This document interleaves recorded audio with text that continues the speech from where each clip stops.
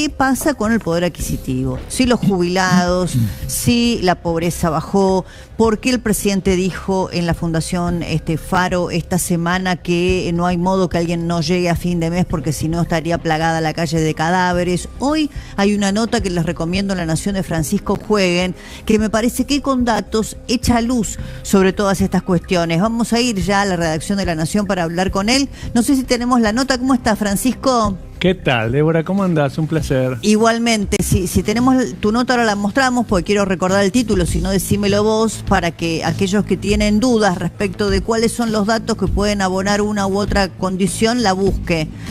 Sí, bueno, el título era que la pobreza había bajado en el primer trimestre de este año, de 2025, había llegado al 30,6%. Es el dato más bajo desde la era Macri. Hay que ir a 2018 para encontrar un dato de pobreza que haya caído en esa magnitud.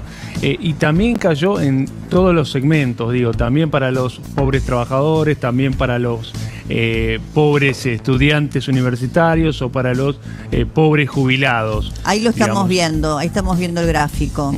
Ahí está. Esta es la comparación entre 2017 y 2025. ¿Por qué?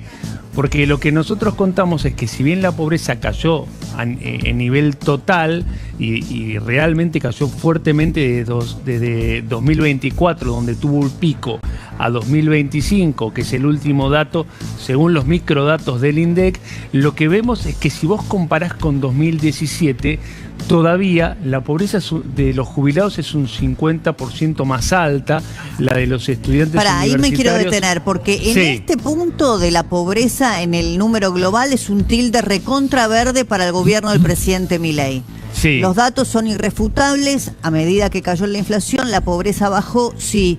Y por eso el gobierno creo que esgrime el dato, corregime vos, pero la cantidad de millones de personas que salieron de la pobreza con esta caída, que es una cifra realmente de alto impacto. 11 millones. 11 millones, ahí está, 11 millones.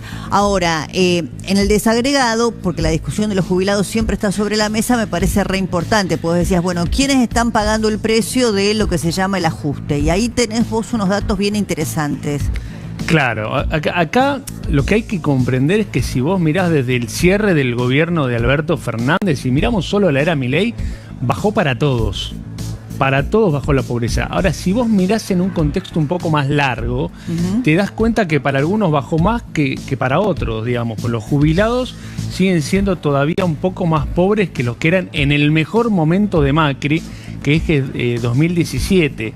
El total también siguen siendo un poco más pobres que en esa época. Porque, a ver, ¿cuál era la pobreza a mediados del gobierno de Macri? 27%.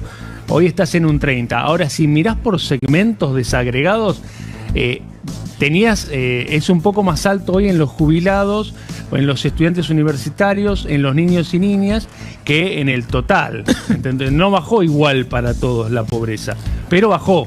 Sí, eso ese es un dato irrefutable, digamos, en números absolutos, digamos, es cierto que 11 millones de personas salieron de la pobreza. Ahora, quería ir a otro de los gráficos, si querés vos después da la fuente, porque son muy interesantes, que vos contás en tu nota en relación al nivel de ingresos de los ocupados, ¿no? Que me parece interesante cuando hablamos, a ver, de si se mejora o no se mejora el poder adquisitivo, de por qué la gente dice, o esta frase famosa de no llego a fin de mes, que me parece que está interesante. La plata no me alcanza, lo titulaste vos, ¿no? Es que la idea ahí, Débora, es la siguiente. Si hoy agarrás cualquier experto en temas sociales y le decís que mire la curva de cómo se movieron los ingresos durante la era Milei, y no lo puede creer, digamos, la recuperación fue efectivamente en B. El tema de los ingresos creció y muy fuerte el tema de los ingresos. Lo cierto es que si vos mirás la inflación, también bajó del 25% de diciembre de 2023 a la actualidad, tenés un descenso acelerado. Pero vos decís, bueno, pero no llego a fin de mes, no me alcanza la plata. ¿Por qué? Hay un concepto que están midiendo y se puso de moda un poco entre los economistas, que están midiendo, que tiene que ver con el ingreso disponible en el hogar.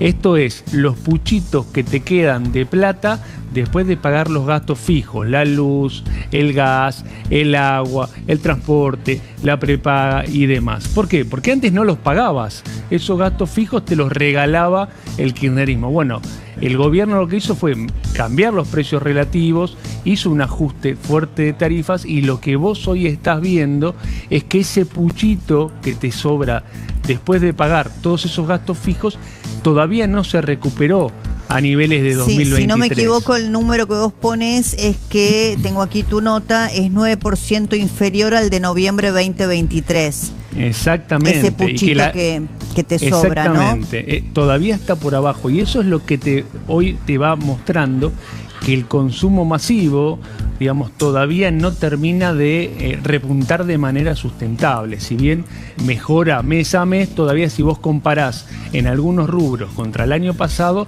todavía tenés caídas de 2 dígitos. Y tiene que ver con eso.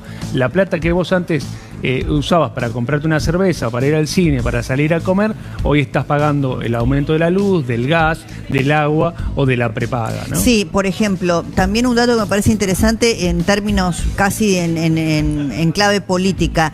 Vos decís que esto del diferencial, ¿no?, entre lo que te sobra después de haber pagado todo, ¿no?, en relación o en comparación con fines del 2023, que es el fin del gobierno de Alberto Fernández, Massa y Cristina, que en los sectores de ingresos bajos es 13% inferior y en los sectores altos 5.5%.